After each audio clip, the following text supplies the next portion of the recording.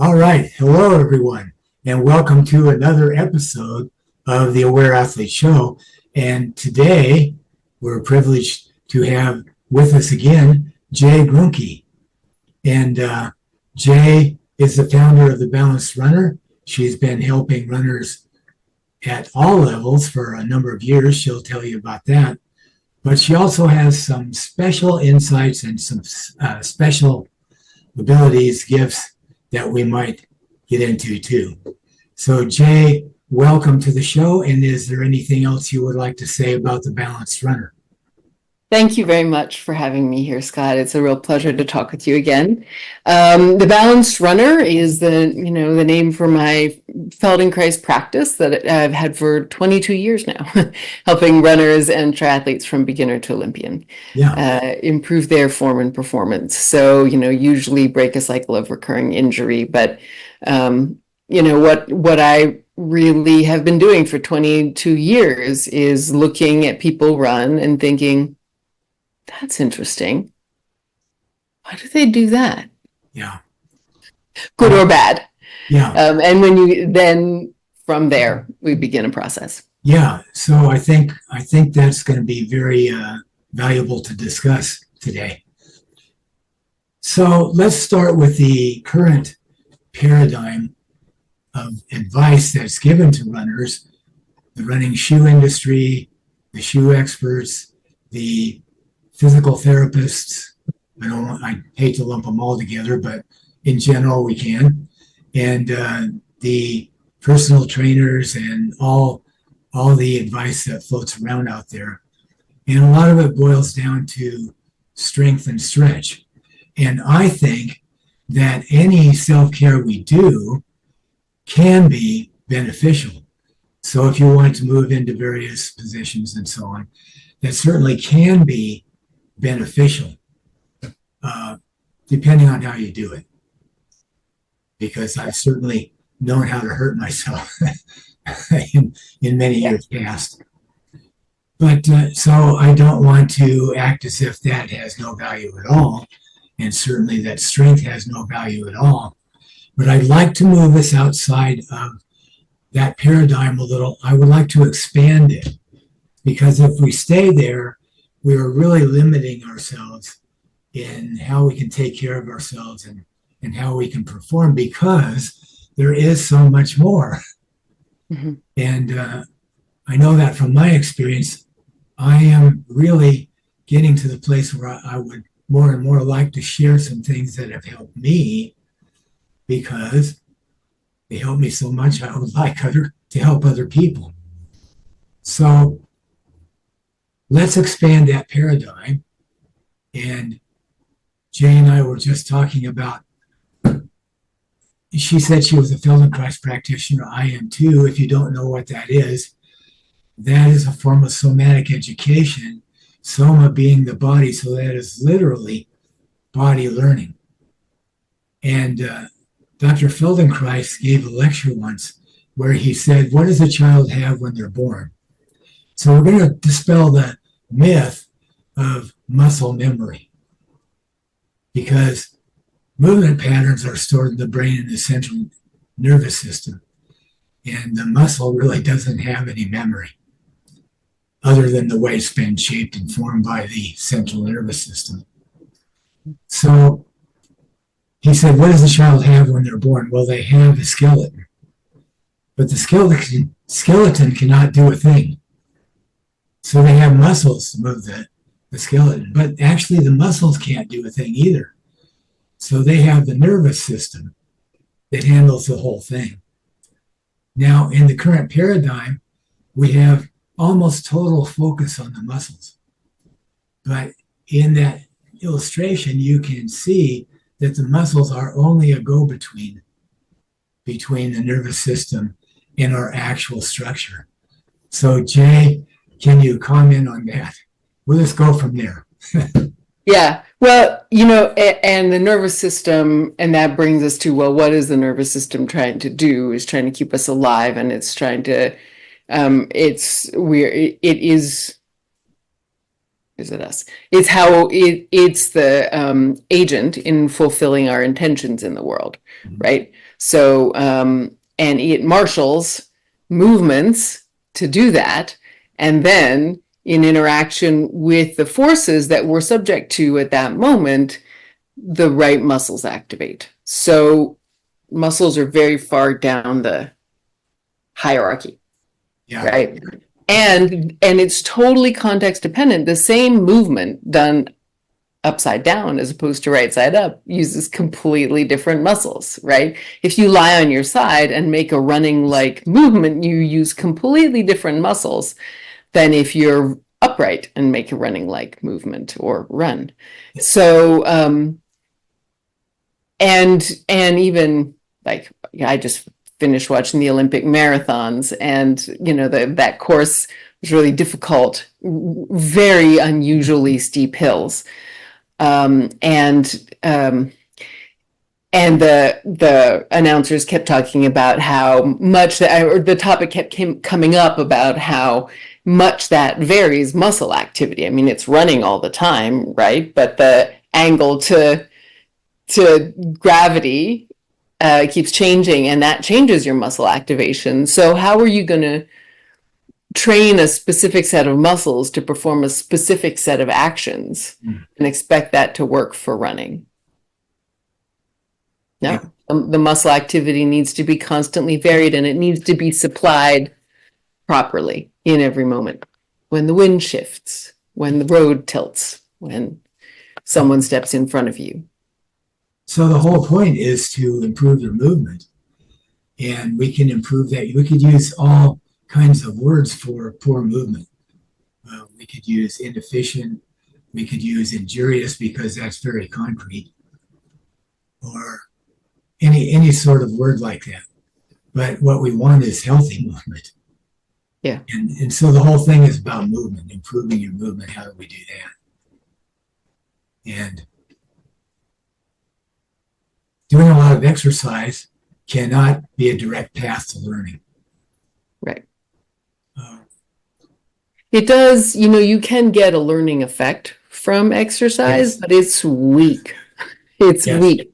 And it doesn't give you a lot of information about how to fit what you're doing to different contexts, right? The learning you get is not context specific. It becomes an action that you try to replicate identically no matter the situation. But we do learn, otherwise chairs wouldn't mess us up so much. We learn from the amount of sitting we do. Yeah, we learn quickly sometimes. Yeah, but or over the years, or if you have some other activity like tennis, say that you do a lot of, so you will have movement habits related to tennis. But all of that, when you need to make it an improvement in how you're, say, running, it's any sort of repetition or drilling or exercising is going to be a very weak learning tool. Yeah. Compared to what's possible. Yeah.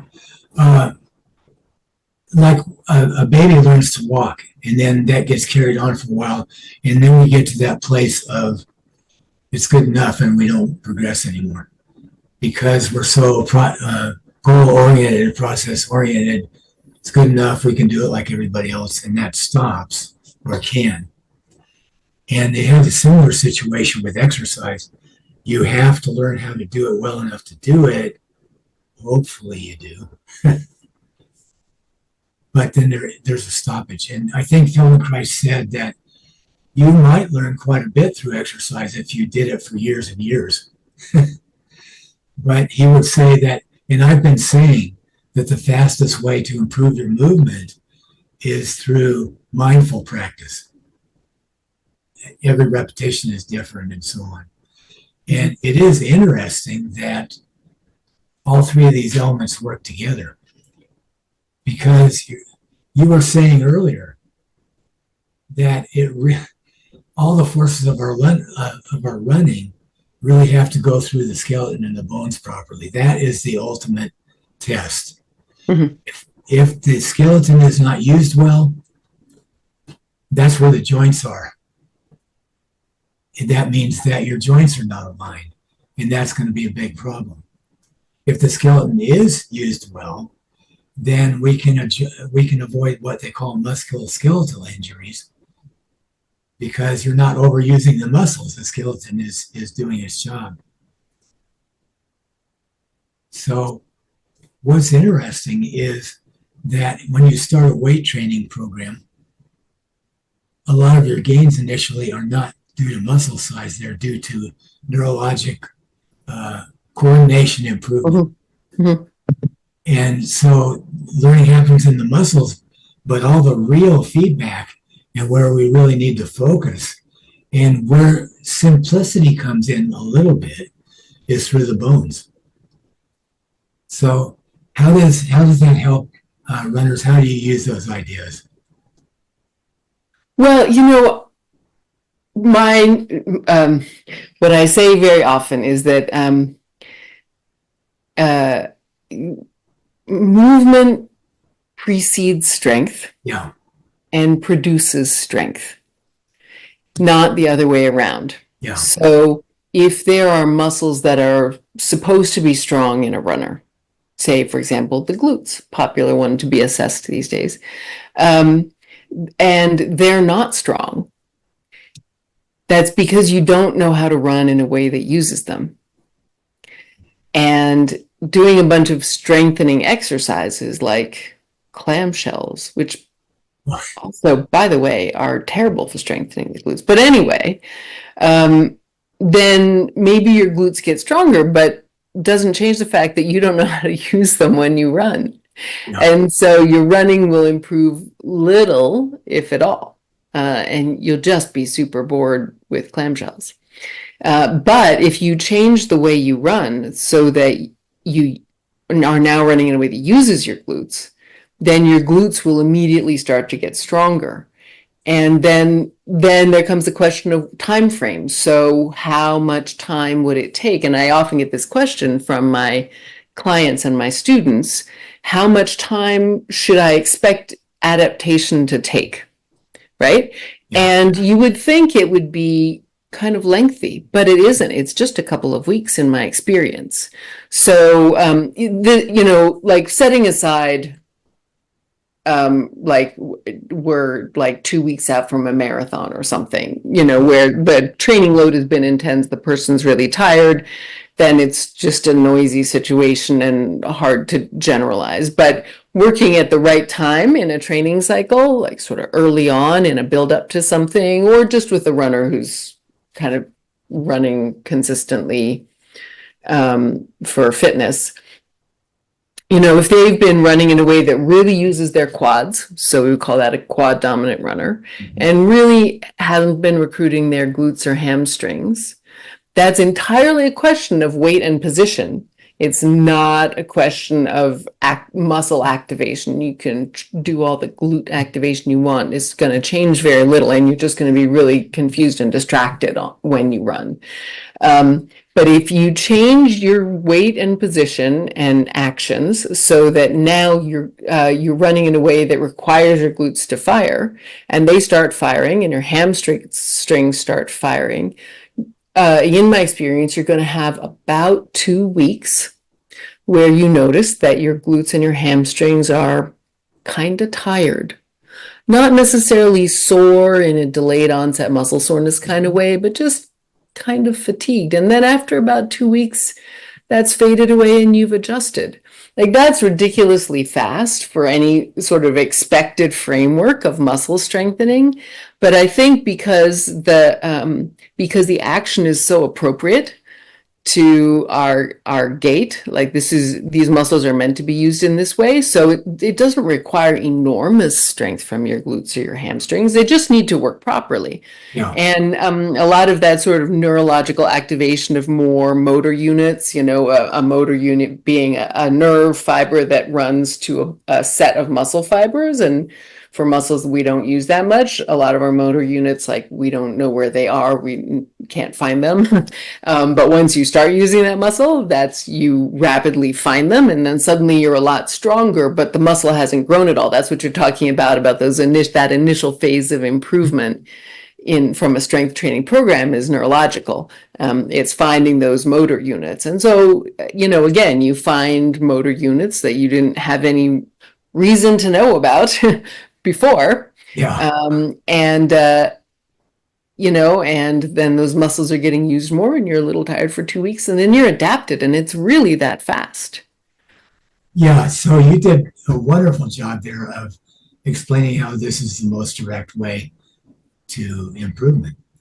And then what I find is interesting is, and we'll get your comment on this because you have so much experience working with runners, is that our nervous system can learn to do something differently in 1 minute. Mhm. I mean, a silly example is touching the stove.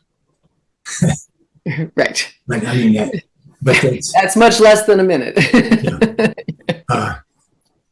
So now your whole nervous system is organized so that you're aware of that stove and your hand doesn't go near it. But take some other thing. Say you just get an idea that something would be better. You can learn that right away. Your brain's fully capable of that. And as long as you hold that idea that this is a better way to do this than that, the learning process doesn't take long at all.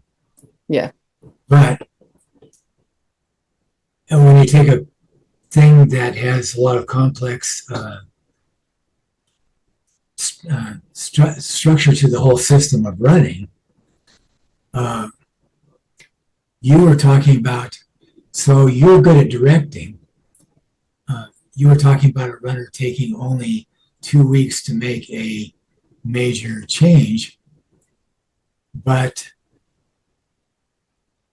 sometimes it seems like improvement can be a lifelong thing to seek. Can you comment on both of those? Yeah. Well, I mean, my simple way of saying that is we all have the things that we're just ready to learn. All we have to do is come across them, and we just, again, it's just like that. You just needed to encounter the right experience, and then it's crystal clear, and you can do it for the rest of your life. And then we have those things that are much more difficult to learn. Yeah. And part of that is due to the amount of experience connected to the thing that you're trying to get a better alternative to, right? So your old movement pattern, your old movement habit, right? So how old is that movement habit? How long have you had it? I'm pretty sure that we start developing movement habits in utero. So it could be that old, right? And in partnership with our mothers in those early months of life, being always on the same hip or the same shoulder, it could be that old, or it could be really recent. You had an acute accident, you stepped off a curb or something and twisted your ankle in running. You've immediately reorganized to avoid that ankle. This is, a gift that we can do this. We can still hobble around. We're not completely incapacitated usually, and spare the ankle while it heals. But you've learned a new movement pattern. It was connected to pain. It's not very old. If you immediately start working on, supporting your healing, and with every improvement in the health of your ankle, your recovering function, learning how to put weight on that side again, learning how to use that ankle with your whole body the way you did before, you can reverse that all very, very fast. But if you sprained your ankle 20 years ago and then subsequently sprained it a bunch of times, and everything you've done in your life for 20 years was working around that movement habit of protecting that ankle, then it's going to take a lot longer. You just have so much more. I saw a great commercial once for stopping smoking. And I can't, it was such a fabulous illustration of what all would have to change if you're trying to change like a in this case, addiction, but a habit, again, also that you may have had for 20 years. And it was even looking at the habit side of things. And it was like a series of vignettes of like people like not being able to open car doors or drink from glasses or whatever, because every time they'd done those things in their life, they'd done it with a cigarette in the other hand, Yeah. like the most fundamental organization or habits related to stuff that have nothing to do with smoking all have to be relearned because you smoked while you did them. It was brilliant. I wish I could find it again, and I wish I could do it justice. But anyway, a 20-year-old ankle sprain or series of ankle sprains could be the same thing. You now have to relearn practically everything about how you move in life in order to change those movement habits. Yeah. So that would be a journey that would take a lot longer. We've all, I think, Feldenkrais practitioners have, had frequently see that a younger a person is with a healthy nervous system, the more quickly they can make enormous changes, just Yeah. down learning, right? And the older a person is, the more lessons it will take. And somewhere, Moshe Feldenkrais, when pressed to give an answer to how many lessons will it take, sort of like for general improvement or to be moving in a generally healthy way, and his answer was one for each year of life. Yeah. And I thought that was like, he kind of pulled that one out of his rear end at the time I read it, but the subsequent years of practice for me have left me feeling like, yeah, that's pretty accurate. I would say that's true. The older you are, the more lessons it takes. And then the older your problem is, the more lessons it takes for that problem, or the more learning it takes for that problem. Those are kind of my two guidelines. Yeah. So So that's fascinating. So that obviously seems to say that you would, when you deal with different people, you have different characters entirely to deal with. And oh yeah, that too, for sure. Yeah. Yeah. Some people are what I think of as like really tight nervous systems, or the threshold of consciousness, of conscious awareness is really high for some people. Like not much makes it over that threshold. Most of what they do is unconscious and it's hard for them to access. And for some people, it's really low. They're overwhelmed almost by sensation. And, for some people, like they've got the lesson in 20 minutes, they walk around for 3 minutes and they're like, okay, got that. But they don't get nearly the learning they could from it. Still, that's their way of learning. And over time, and over many lessons, they'll get what they need. And other people, like myself, are overwhelmed by information in a lesson, and might even, like for me, I could lie on the floor for 10 minutes after a lesson and feel things change for 10 minutes before I've even stood up. And then I could walk for 20 before I think of running, because things continue to change. I mean, I suppose it's less so now. I've done a bazillion lessons because I've been doing this for a long time, but it was that way for a very long time. I would like to come back in my next life as a person with a really high threshold of awareness, because those people get a lot done in life. They're just, like they're just very efficient because they're not constantly being sidetracked by observations and sensations. Yeah. But I'm the other kind of person. So anyway, I interrupted you, but I just had to. Yeah, I think it's a great observation also that they're just different personality types, different learning styles. There are also people who don't feel a change for 3 days and then they start to notice the effect of a lesson. Yeah. We all have to learn our own learning process. And that's when we get the maximum that's available to us. And it's just really varies. So we're talking about helping people. And Yeah. And that's a fun thing to talk about. And we have two different elements there. We have one, maybe awareness through movement lessons, actually practical movement lessons. And some of them might focus exactly on something you might want to learn in running. Some of them might do that and might make it very clear.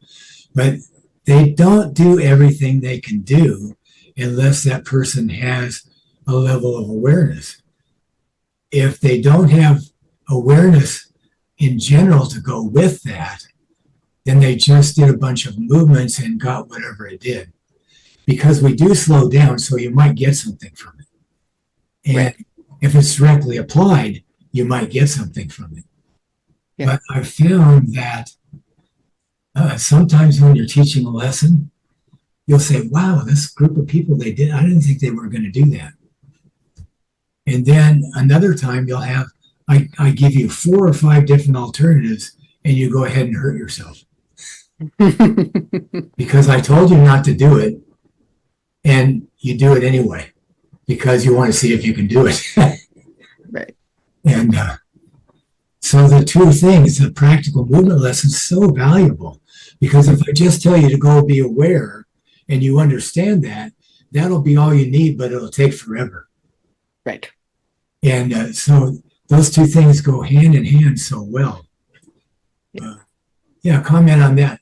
Yeah, for sure. Yeah. So, I mean, two things from what you said. And the first is, I often have to tell, especially very competitive athletes or professional athletes, that when they start to do one-to-one coaching with me, which I do online, I need to tell them sort of right at the outset, this is going to be the weirdest thing you've ever done.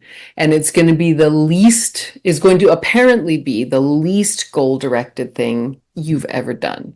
So you might feel completely at sea. And it's my responsibility as the practitioner to create the structure behind the scenes so that I'm shaping your learning process so that you're getting exactly what you need in a series of very safe and absorbable steps. And it's your job to just trust that I'm doing that and be curious without constantly trying to apply what you're learning or wonder if you're on track, right? So, yeah. So, and normally I can say that and it's enough. And people and they do a lesson or two and they find that they're able to let go of, trying to be like, have form focuses or what's my goal for this week or, have that really focused high performance mindset, which is valuable in other aspects of training, but is not appropriate for organic learning. No.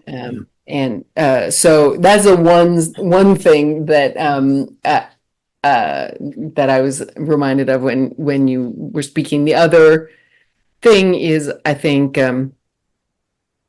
it's incredibly important for people to understand, especially people who are looking for simple answers about how should I run, is, you would already be running well if you knew all of the things that you needed to know about yourself.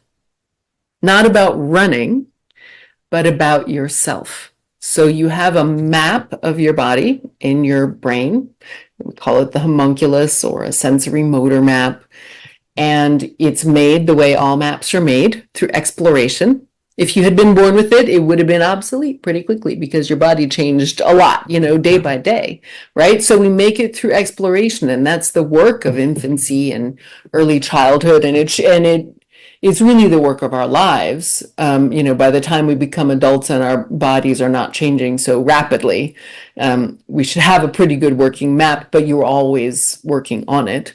It gets revised very rapidly by pain and injury, and slowly over years in negative ways by restrictive movement activities like sitting all the time and using a computer. But you can be constantly improving it. And so your problems in running, which is a fundamental human gait, it's not like basketball or BMX, which is something we invented, and there's all sorts of technique to it which you need to learn. And while that's not completely untrue of running is a fundamental human gait that we evolved. You froze, Jay.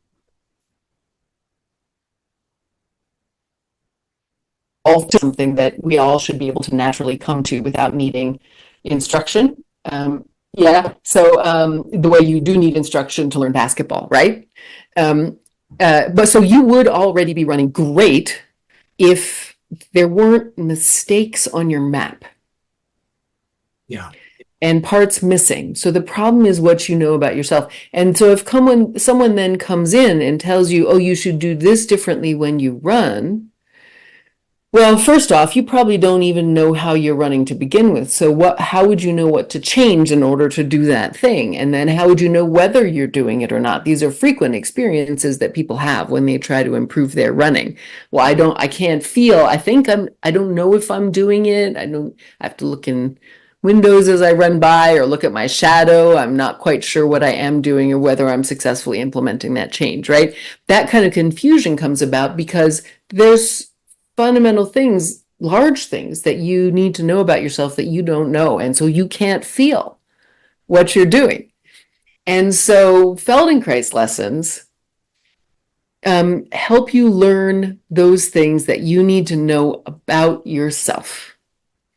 And then for me, as a Feldenkrais practitioner working with runners, I use a pre-lesson scan and a post-lesson scan that's running. And that's your bridge into, okay, so those things I just learned about myself, what are the ramifications for how I run? And you can immediately discover, how differently you run with this new information you have about yourself. And but that information you have about yourself is not going to impact only your running, it's going to impact everything that you do.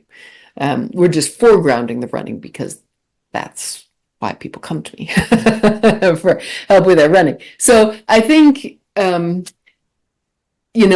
think that's that when people understand that the lesson isn't about running. And so again, they can let go of, so if I do this movement this way on the floor, am I supposed to do it that way when I run? People really work in their intellect about while doing a lesson. So what does this mean about running? And what does that mean about running? Well, it doesn't actually, there's no way to know yet what it means about running. Yeah. The only thing you can tell is what it means about you and the world. Yes, I remember certainly years ago, I would try to figure out, well, some of the lessons are profitable, but you can't get them to relate precisely to running. They will look like they don't relate to it. And they don't. But you're learning something that will apply to it. Yeah. Yeah. And sometimes there are lessons that within the lesson, the movements that you're doing and that you're working on how to improve your ability to do them actually work the opposite of running. But when you go run, you run better as long as you don't get all tangled up in your intellect about, but this isn't how it worked in the lesson. So a simple example for Feldenkrais practitioners out there is when you're like a salamander type lesson where you're lying on your front and you've got one hand in like a push-up position and your head turned that way. And you sort of push with that hand and roll your body so that you can slide your leg on that same side of your body up so that your knee, and you bring your head down to your knee so that you're flexing one side of your body by rolling backwards from a prone position. And when you do that movement, if you also flex your foot, your leg just comes up so much easier. It's so much lighter to lift your leg like that. But if you do that when you're bending your knee and lifting your leg and running, you run as one of my clients said yesterday, like Frankenstein, right? Because that relationship doesn't work the same way in running. But strangely, going through that movement exploration in the Feldenkrais lesson, again, as long as you don't like get all tangled up in your intellect about trying to do it the same in running as in the lesson, you just, in kind of an open way, you just go for a run after and you see what feels different. You'll find that actually you keep your feet more relaxed, your knees come up much more easily, and you land really lightly, and running is so smooth and so easy. You spontaneously do the opposite of what you did in the lesson, because what you did in the lesson taught you some fundamental relationships in your body. And then your nervous system is able to translate that to running in a way that your intellect would just get in the way. So you're dealing with all kinds of people the way they use their conscious control. Uh, so that makes it very interesting to work with people. Yeah. Uh, so I want to come back to some of what we're talking about here, but uh, you said we need one lesson for every year of life. That's what Feldenkrais said, but I think it's probably pretty That accurate. means I need 74 lessons to improve. And it's not too far off because you have, go ahead. Well, I was going to say, I bet you pretty close to that number already, if not well over. Yeah, well, I've done more than that, but Yeah. but still, you've done a number of presentations on warm-ups for runners, focusing on different things, like maybe the ankles on the stairs, some of the things I've done there. And that's good because that's an area of your body you do want to warm up.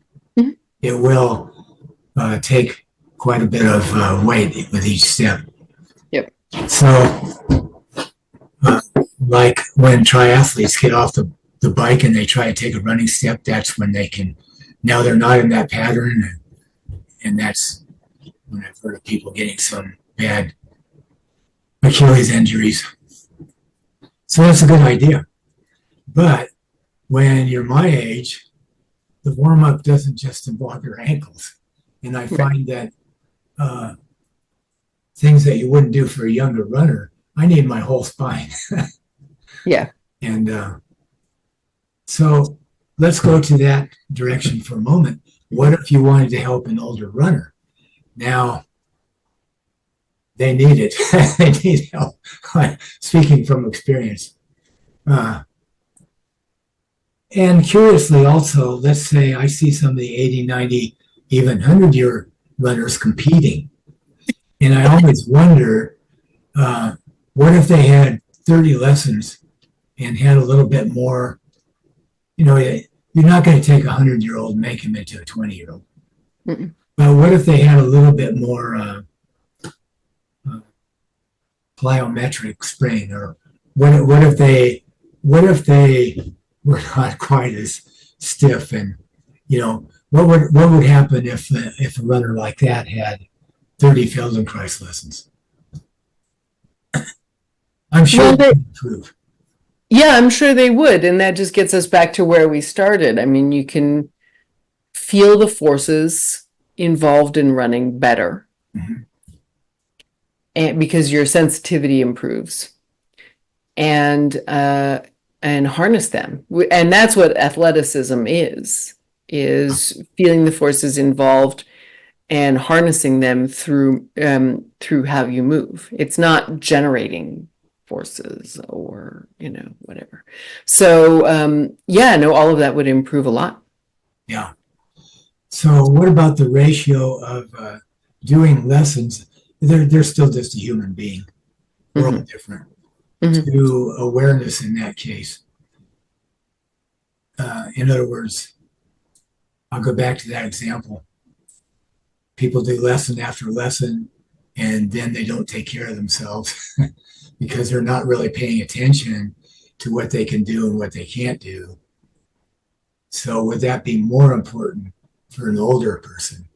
Oh, take care of themselves, meaning like you can't do something, training, and so you force yourself. Yeah.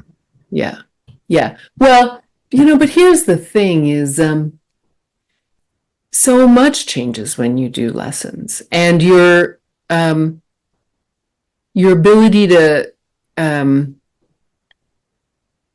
your feedback from your own self is so much better, and your sense of options and your ability to choose different options gets so much better, and your fundamental self-respect gets so much better. Maybe not in 5 lessons, but once we're going to the 20 mark and north of there, and I try to get as many of the runners who come to me as possible to do more than just a handful of lessons.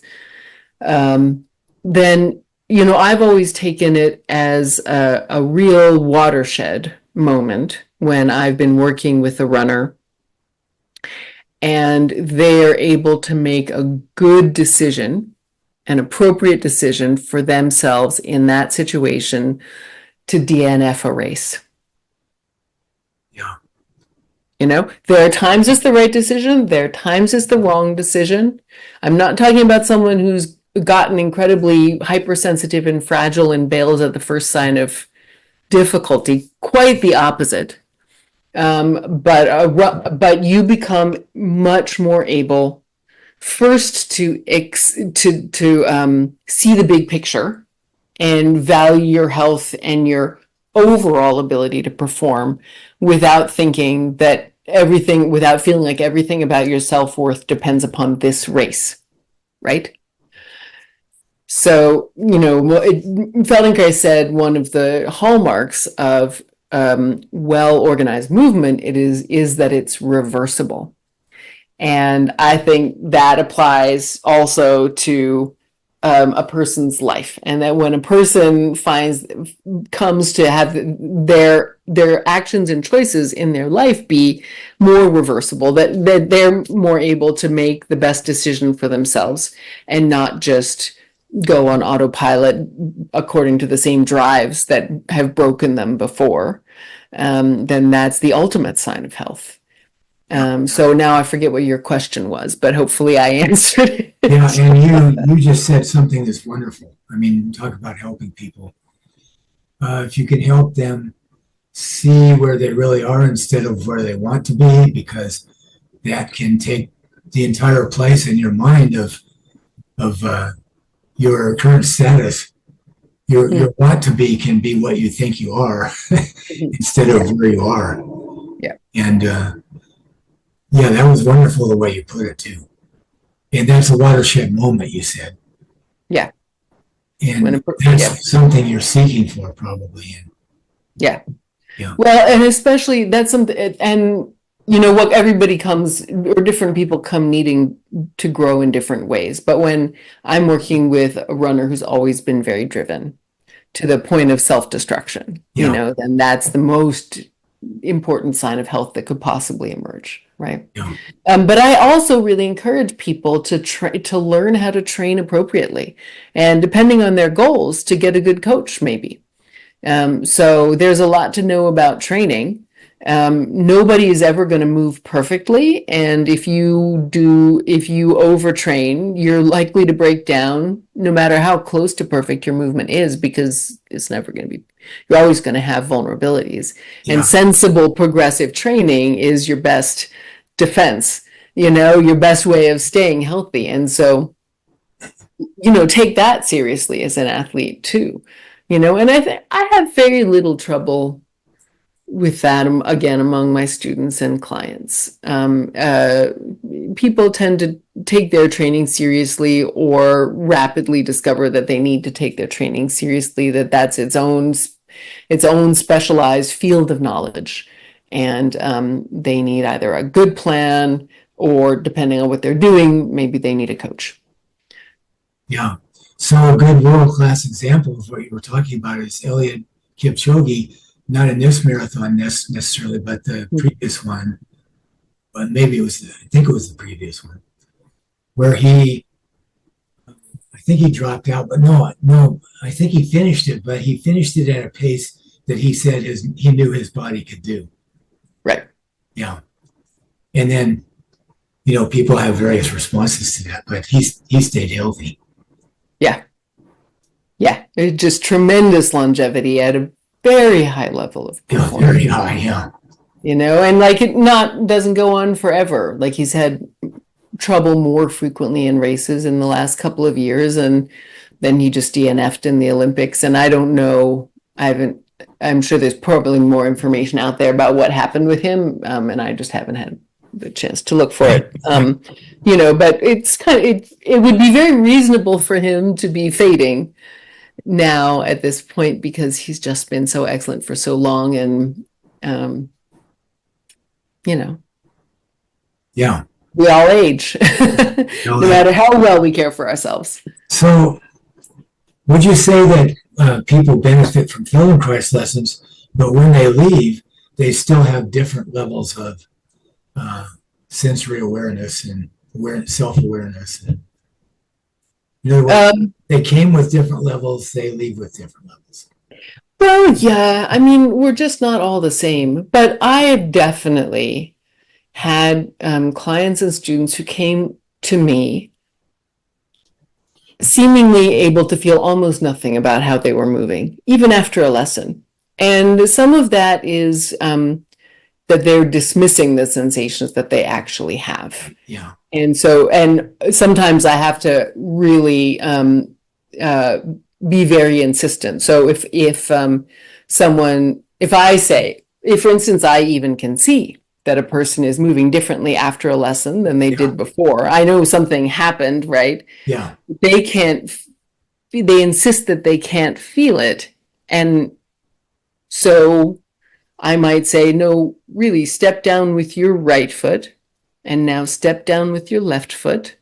Tell me, do you feel any difference? And the answer might come, not really. And then my response is, well, not really is not no, right? Yeah. And so then I would often get maybe a shrug and a, well, not very much. I have to say, okay, well, not very much is not zero. Yeah. So that tiny difference that doesn't seem to you like it's anything, can you describe it to me? And from there we can build out, right? So now they've finally realized actually they've been shutting out information. But a lot of people will come in able to feel very little. And it's if they stick with it and do lessons, potentially a lot of lessons, their ability to feel what they're doing can be radically transformed. They can get to where they really have full access. I mean, to the extent that anyone has full access, but extensive access to the feeling of what they're doing while they do it, which is an athlete's greatest tool. Yes.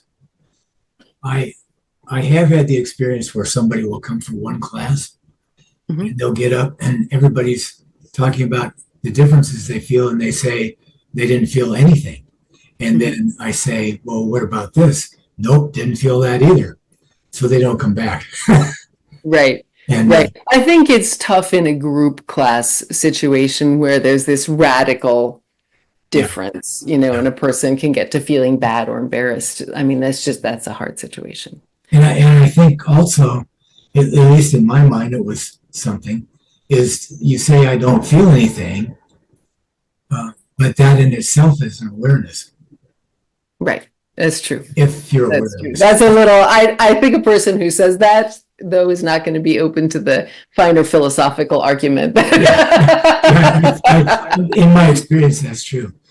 Yeah. So what we're talking about is fundamental point here, because you're talking about movement, improving your movement, and no matter who you are or what level of awareness, body awareness, sensory awareness, self-awareness that you have to have something. You have to have some level of awareness in order to improve. And on that note, if you have time and if you want to, first let me say that Jae is unusual because Jae has a professional dance background and she got into that level of dance as an adult. I think that's kind of astounding. I mean, there are people who can do it, I guess, but with no prior background, that's pretty amazing. And that means that you always have that ability, to shape yourself somehow. Yeah, well, I'm one of those people with a really low threshold of awareness. So everything makes it over the threshold, and that can be overwhelming. But, I was able to feel what I was doing enough to learn. And, I started dancing. I started dancing, with some kind of seriousness at age 18. So it's not like I was well into my 20s at my first dance class. And I did have a brief episode of dance, like a couple of months in fourth grade, but it made, it's one of those things where it made an impression on me because it was the kind of thing I was so oriented to that I didn't need much exposure to be very much affected. But it was not an emotionally healthy environment. And so that's why I was out of there after a couple of months and didn't come back to it till college. Yeah. Yeah. So you had it in the back of your mind, but yeah. Yeah, I always wanted to dance, and I did some other dance-like things. I did a few years of figure skating lessons. I did a little bit of gymnastics, but I didn't have the boldness for jumps and stunts, so neither of those was a good fit. I just wanted the dancey part of those things, So I put in some hours, but never really got anywhere with those things. But it became part of my whole pool of physical experience. Yeah. What I didn't like and wasn't into and didn't do at all were sports. So. Yeah, team sports is completely different in some of the skill sports. So if you have just a moment, could you bring up your analysis of the London Marathon and comment somewhere just enough so that we can see the fine distinctions you're making? Because, like we just said, this is the critical thing that we're talking about. You have to have some awareness of making differentiations between one movement and another. Some awareness, you could say that awareness in the context we're talking about is awareness of the details of what you're doing, knowing the details of how you're doing what you're doing. And so nobody can improve without that. So I think this is a wonderful little opportunity to see what you do. If you could bring up just a little. Sure. Let me just pull this up on YouTube. Hopefully it will play smoothly enough. Just a moment here. Now I think I did, it's been a while since London, but I think I did the men. Michele and I can't remember. Oh, I did know I shared slow motion footage of the women, but I didn't do a full analysis. Okay, yeah. So Michele, and again, like I don't have the details on this, but again, Michele, whoops, sorry.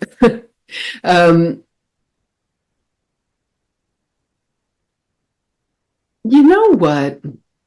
Well, it's okay. I was going to say, in a way, I think Kelvin, my analysis of Kelvin Kiptum in Chicago might be more, but you have London in mind. So let's it could be anything, yeah. Let me just. All right, let's look at Kelvin Kiptum. That's like one of my favorite videos I've done. It's also, of course, poignant because he recently died and we'll never see him run another race. There it is. Okay. But I just think how he ran is so interesting. We'll do it like that. Okay. And then also coming into elite runners don't necessarily make some of the mistakes that. There we go. Let's go ahead. Well, they, but again, running is not. It's not a form sport. It's not gymnastics, right? It's just you're moving well and having, again, that very powerful feedback tool of, being able to feel what you're doing, which also lets you feel, what's so critical for running, which is your energy level, right? And lets you make good strategic decisions within a race. But that's just one arrow in your quiver, like your training, your conditioning, your psychology, your nutrition, your all of those things matter very much as well. And so every runner has like an array of assets and maybe deficits. And as long as those assets are enough to get them across the finish line before anybody else, they win. And so there have been very accomplished runners with really terrible form. And there are also, but fewer runners with great form who don't do, but you know, any runner with truly great form, not just apparently great form, is going to perform, is going to fulfill their potential, whatever their potential is. But it's not like gymnastics where like the person with the best form like is by definition the winner, right? The person with the best form in the field is not necessarily going to come across the finish line first. So we have to remember that. And this is why I always get some blowback every time I make one of these videos. Like, first, people don't understand and think that I'm criticizing, which I'm not. I'm just helping us all learn more about running. And hoping to put out something that if the runners that I'm discussing see it, they find it valuable to them and useful, not critical. It's not like, I'm not like a dance critic here. A, and B, well, just I think what I was going to say for B, it's like coming to the end of the mental energy for the, but is, yeah, they might not have the best form in the race, and they might have won anyway. And people get outraged when I say this runner could have run faster. How can you say that the world record holder could have run faster? You know, but the real question is like, are you fulfilling your potential? And to me, the ideal race is where everybody is fulfilling their potential, and that still means there'll be one winner. Yeah. And somebody come in second and somebody come in third because their potential was different, but everyone is winning their own race. That's what I want to see. Okay, so anyway, Kelvin Kiptum, he set a new world record in Chicago in 2023, and that record still stands, and we don't know and can barely imagine when anybody might break it. It's 2 hours and change. And he had a really interesting style. So I was in Chicago. I captured slow motion footage of him running, but then it was from the side, and sorry. So there we go. I could actually put a little volume. Of course, but just before turning off Michigan onto Roosevelt, and you can see Can you hear that the okay? characteristics of his form here from the side. You can see that he's got a forward trunk inclination, also called a forward lean. That his hands are very close to his chest, especially on the forward swing. That his head is moving very smoothly forward. It doesn't bob forward and back. That his feet are landing under his knees and more or less midfoot, if that means anything, in such cushioned shoes. And you can see his trunk loading and unloading in the core action, so that the spring action of his torso is helping drive his running. All right, so now let's look a little more closely at some of these things. So I'm just gonna manually move us through this video. So here you can see, if you look at his pelvis as he lands on his left foot here, you're gonna see his left hip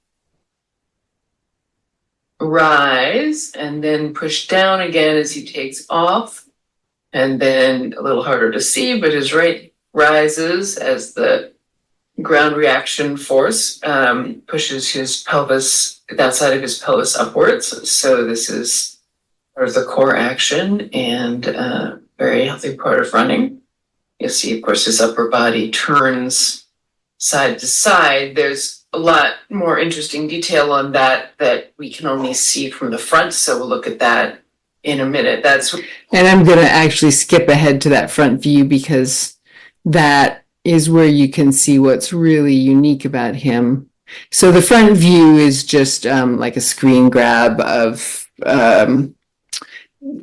television footage. It's not high speed. All right, so now let's look at the broadcast footage from the front so we can see what's really interesting here, which is how Kiptum tips his shoulders towards the foot he's landing on. It's even clearer when he goes uphill, so that you can clearly see his pelvis movement here, turning and tipping side to side, along with his tipping of his shoulders, the large side to side head movement and this accordion-like action in the sides of his waist. And we can see it even better when we slow it down. So here you can see when he lands on one foot, his shoulders tip down towards that foot, hip is driven upwards, and this pushes his midsection towards the swing leg. So he's already falling that direction. It stretches his obliques on that side, his hip on the outer hip on the stance side, and then that creates an elastic recoil that pushes down into the ground and propels him up into the air. And so you can see that action. And again, we'll look at the stance position on this other side, even more striking. And now you can see how this works in action. So this recoil lets him have a very powerful drive without muscling it necessarily, or without completely muscling it. All good runners perform this action, but Kiptum really maximizes it by also tilting his shoulders. And it's certainly not the only way to run fast, but you can't really argue with the results he's gotten here. So that's it. Thank you so much for watching. So there, that's what, yeah, even right where the videos stopped, you can see this, whoops, sorry, there we go, this incredible like side bend that he's got. And I thought about that later. He's using, because the super shoes are, they're springs. And they bounce back from the direction they're loaded. And because he creates a lot of side to side force by moving his torso this way, he's loading his foot on an angle where it's going to push him back the other way. He's almost getting the kinds of forces from the ground that people do when they skate, right? And that like lateral, and I've never seen anyone else do it, and it might not work as well if you weren't in super shoes, like these new, just think of them as spring-loaded shoes and you have the right idea. Yeah, there's all sorts of like fundamental stuff that's going right with his running, the movement of the pelvis, the rotation of the upper body, the way his feet land, the forward trunk inclination. Those sort of general things are true of anyone with basically good form, but within that, there's all sorts of ways that you can play it. And he has this, or had this really distinctive way of playing it, that it would be super interesting to see somebody else learn, like go through a genuine learning process to run that way. And, in this type of shoe and see what happened. So I don't know, was that what you were hoping for? Yeah. So I noticed from the side, every time the foot goes into the ground, then you're using your ground forces and you come back off of that. And at that point, you could see kind of a reverberation through the body where there's a push, but instead it was as smooth as could be, a spiral from the side. No shock when he was pushing off. It was just a corkscrew that was beautiful. Yeah. And you see where the glues actually activate there when he came down, and then he comes back up to where the pelvis is coming back over the foot. Yeah. So what I wanted to have you do there was just highlight the little differences that you're seeing, which you did. And if you follow Jae, you're going to see a lot of that. You commented on the head there, and that was very smooth. And you commented on Bekele's head. And the sternal, I've never seen a running form analyst talk about the sternocleidomastoidus like that. Right. The big stringy muscle that goes down to your clavicle here. Yep. That's the detail that you get from Jae. So if you want a running video analysis, you have to. You can get that from me. That does that more thoroughly. And also go to the Balanced Runner. She has a whole lot of information there. A blog, running analysis, links to her courses and her individual work. And she has a whole wealth of things to look at it on YouTube. So, uh, Jay, I want to thank you for being here today. And that was a great discussion. Thank you very much. I will I just want to share, if people are looking for me, I'm unfortunately not the only person using this business name. There's an Australian guy with half the experience that I can do nothing about because he's Australian. So he's got a YouTube channel by the same name. So anyway, but you can find me at balancedrunner.com. Yeah, I've got the .com. Yeah. So if you're looking at an Australian man, you've got the wrong Balanced Runner. Can look for me. Yeah, I think he has BR Runner or something like that. Oh, TB something, TB Runner, something like that. Yeah. So you have gotten a good look at what Jay can do. I would say go ahead and contact her with any running needs. I should do that myself. Anytime, just give me a holler. Okay. Happy to. Thank you so much for the conversation. Thank you. I enjoyed it very much. So we're gonna. Hello, everyone. Scott here again, and I'm finally going to get a chance to introduce to you the details of what we're going to do in this new mindful running program. So we have a little chart here, kind of outlines the whole process. What's important to notice in the center of the pyramid is that we move from injurious movement, inefficient movement, impaired movement, whatever all those terms might imply, to healthy movement. So this is what this is about. We have said that many people make the mistake of having only the strength and stretch paradigm in their self-care and performance toolbox, their rehab, prehab toolbox. So we want to expand that because, we'll explain this, but there are so many other options than that initial paradigm. We don't want to be limited, and we can do some powerful things if we move into the area of mindful practice. So from injurious movement to healthy movement. And my story of exploring these things goes back to when I fell off of a roof. I'm using the term injurious movement. I could have used the other ones, but an injury is so concrete, we all understand what that is. And at that time when I fell off the roof, and there's a lot to that story, but I couldn't run as I could before. This turned out to be, after a broken ankle healed, it turned out to be a movement pattern in my knee that physical therapy could not address. And at the time, I felt, anytime you're injured, you feel weak, and you feel weak in every aspect of your person. And I felt like something had been taken away, and also my feelings even ran to the desperate. I was desperate for answers. So imagine yourself anytime you have even a minor or a serious injury.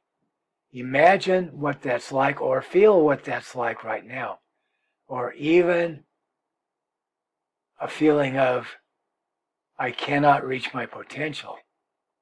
Both of those are opposite feelings toward what you get in healthy movement. So maybe you're feeling right now some of those things that I felt. As you move towards healthy movement, that's a more exuberant feeling, a more grateful feeling, as if you were actually taller in your whole self. Definitely a happier feeling. So how do we accomplish this? Well, we have 3 pillars that we're going to talk about today. your bones or your skeleton. And by the way, when I post this, please put your questions below the video. I hope you have questions. You should have questions because we're going to be talking about something that is beyond or different from the standard running industry advice. So you may like using foam rollers, doing exercises and doing stretches and so on. But we're going to be focusing on something different today. So again, I hope you have questions, and I'd like to hear them. So the first pillar of what we're doing in helping people, helping people with the things that have helped me so tremendously. The first thing that we're doing in moving from injurious movement to healthy movement is examining the first pillar, which is your bones or your skeleton. Why would I want to do that? Well, as you know, a lot of running injuries involve the joints. A lot of day-to-day living year by year involves the joints. And the joints are where the bones meet. So that is an obvious place of focus for us. The other thing is, and what we want is good alignment in the bones. We'll explore what that means. So if we have good alignment through the bones, we're actually keeping the joints healthier because we were using the entire joint surfaces instead of one tiny area that we lean on. So that's a healthy thing to keep in mind. The other thing is, in terms of performance or ease or efficiency or enjoyment, the bones themselves are where the actual forces of movement and running are transmitted. If the bones are aligned well for the activity that we're doing, we also are able to use ground forces and our forces more efficiently in a way that makes a huge difference. Now, the third thing that we're going to talk about with the bones or your skeleton, maybe I should have mentioned this first, it's very important, is this helps us expand our normal paradigm of self-care, better performance, and so on. Why does it do that? I am a Feldenkrais practitioner. That is a form of somatic education.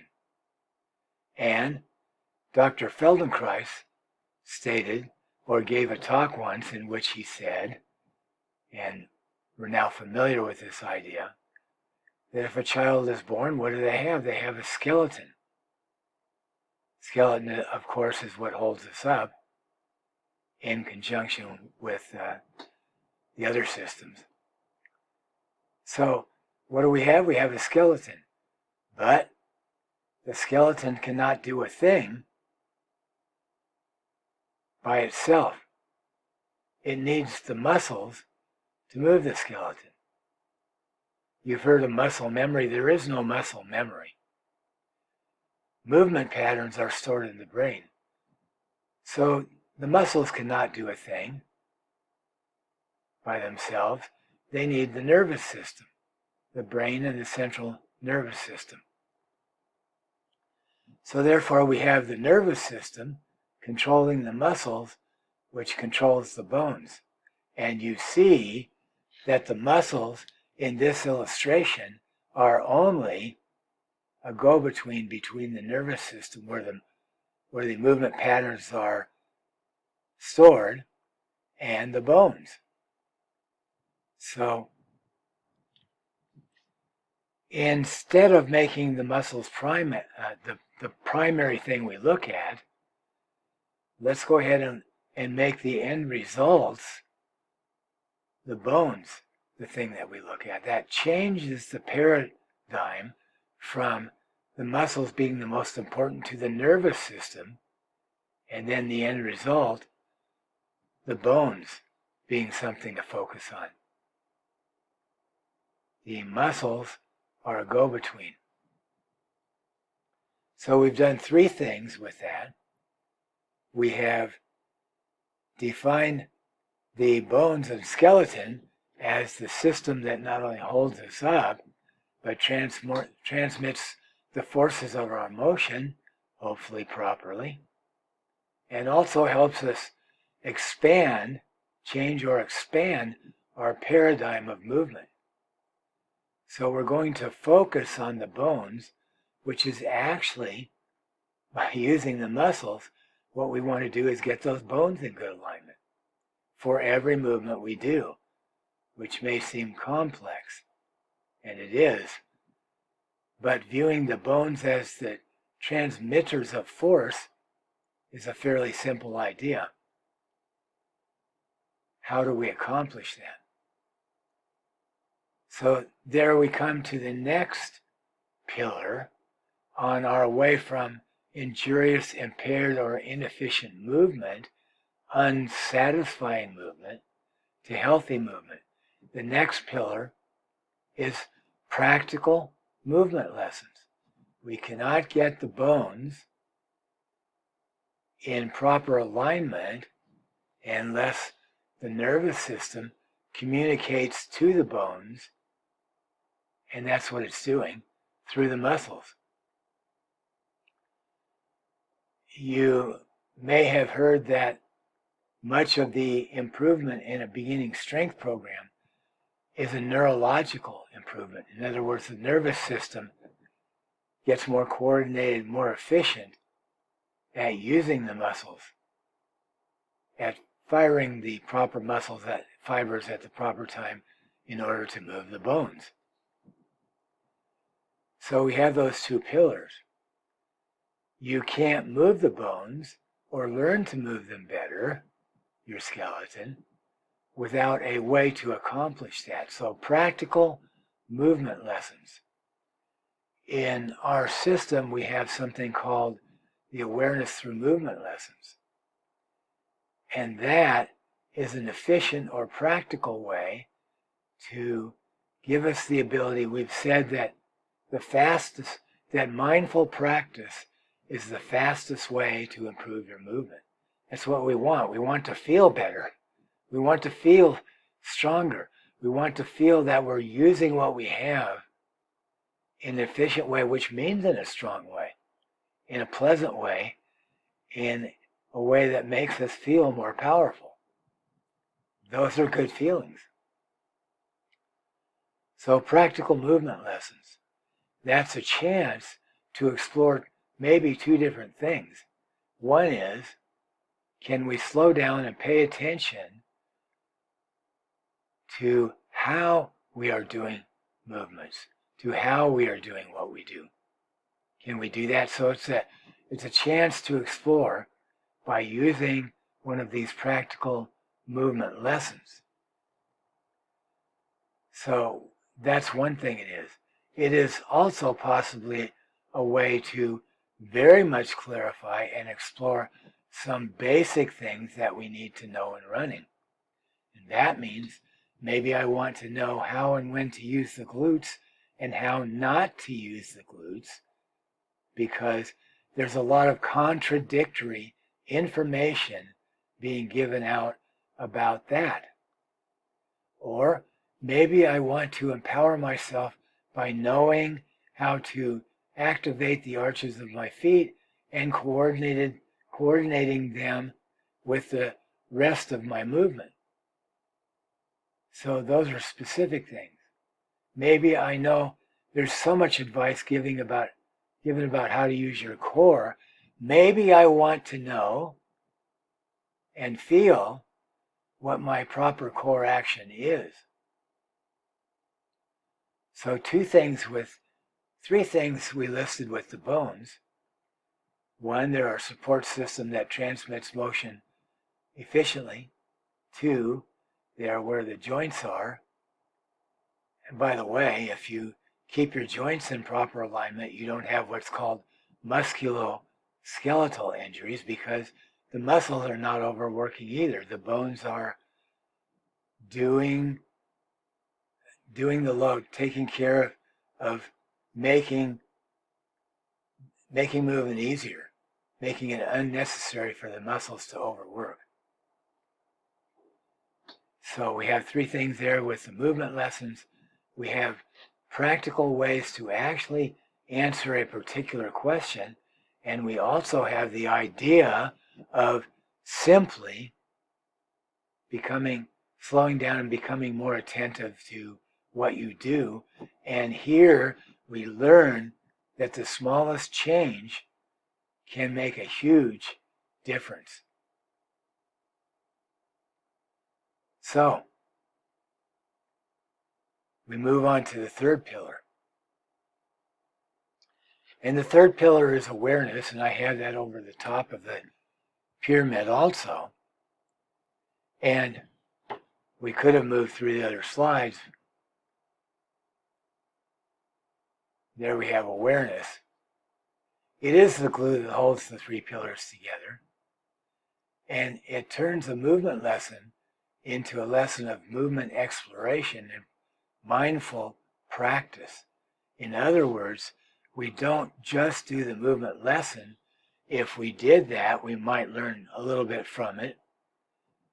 But we're also learning this third thing that makes the movement lessons important or efficient, It's also a standalone thing. If we wanted to look at it that way, we could view it as a standalone thing. So if we had only awareness, only the ability to sense minor differences, the minor difference between one movement and another, we would have all we need, but I have to qualify that because that is the main thing. That's the point of this course. That's what mindful practice is employing this ability to improve our awareness a little bit of what we're doing, which makes a huge difference. You could take that quality away on its own, but if you use that to improve yourself, it might take a very long time, lots of attention, moving your attention from the parts to the whole for a very long time. And with the practical movement lessons, that time is shortened immensely. So they work together. Awareness is a standalone quality that needs to be embedded into these movement lessons.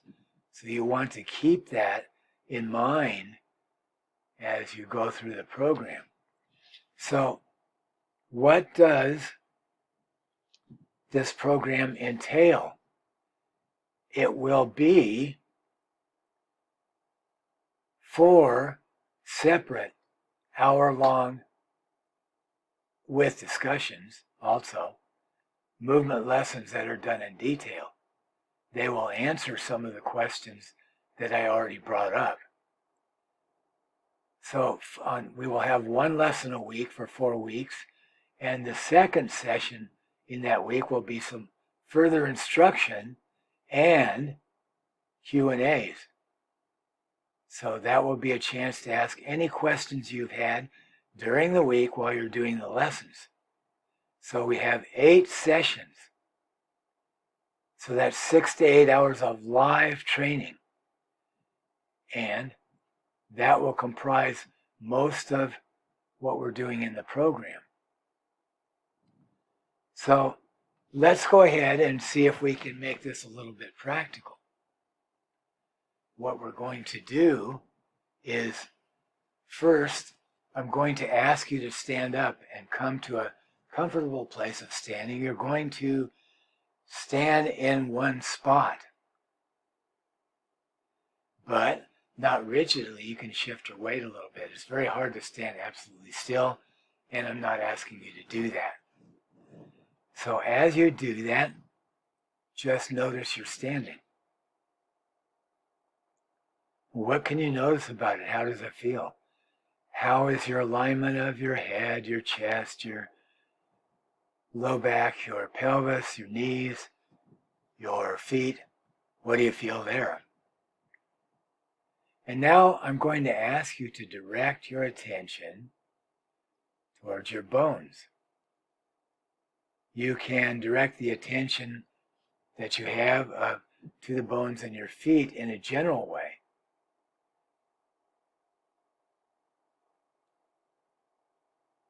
But now let's particularly focus on the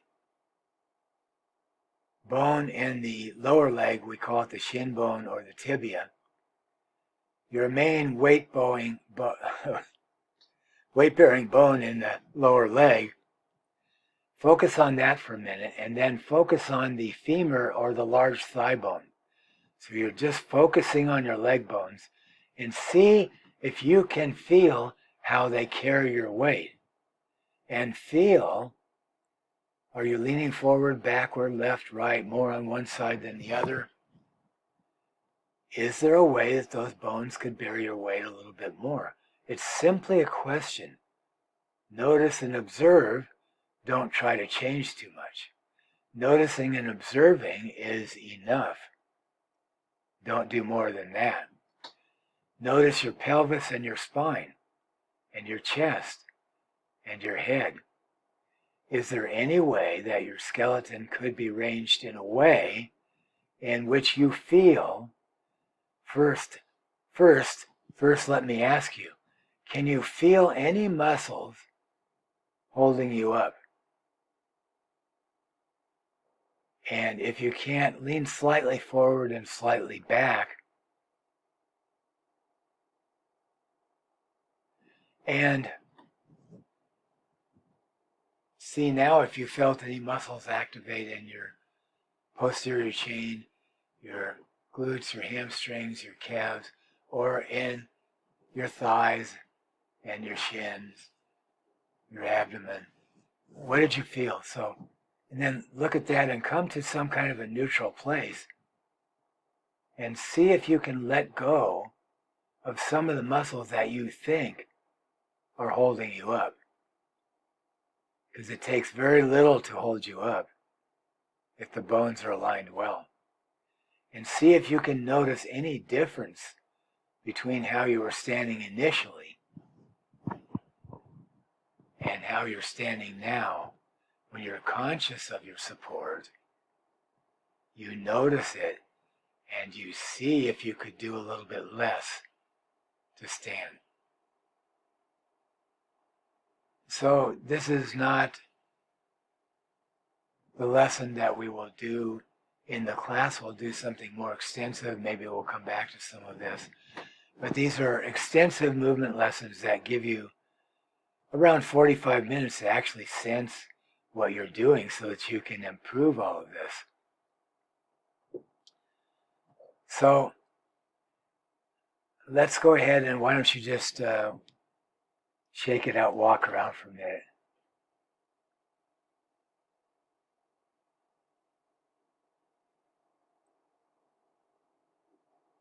And we could do one or two little mini lessons. Again, I hope you do have some questions here. So come back to standing and have your feet about hip width apart. Maybe turn your feet out just a little bit, slightly.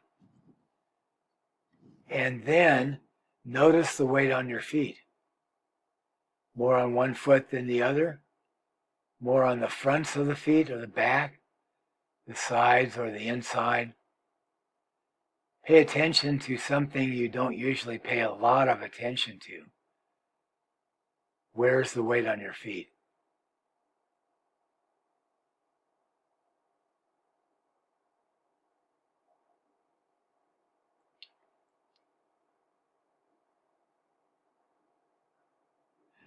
Now, pause and just relax for a moment. And then come up and standing in the same position, could you take one deep breath in and notice, did you get taller or shorter?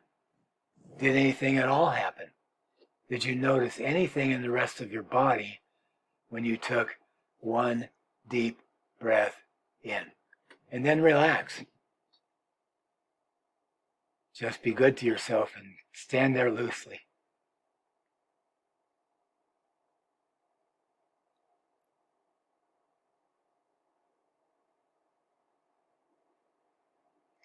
All right, now, could you bring the weight to the insides of your feet and notice whether you got taller or shorter all the way to the insides of your feet? Notice if anything happened in the knees and hips.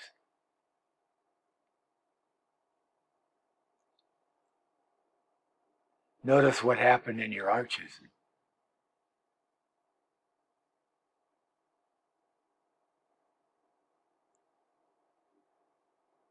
Come back to standing the way you were and relax a bit.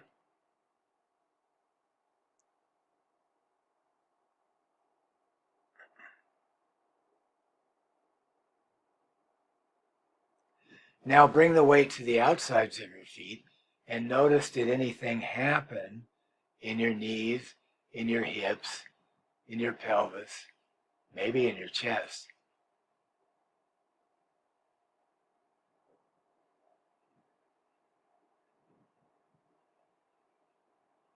What happened in your arches?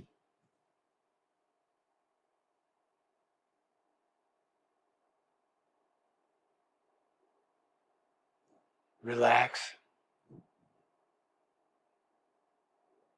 Then do that one more time. Bring the weight that you're carrying into the ground on the outsides of your feet.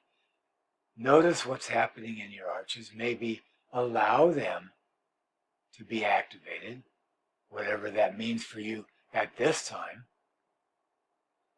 Take one deep breath in. Notice what happens in your shoulders, in your pelvis, in your hips, in your knees. And if you've allowed this to happen from the feet on upwards, do you have a sense of better connection, a sense of connection to the ground? Maybe you feel more open and taller. Maybe you feel that.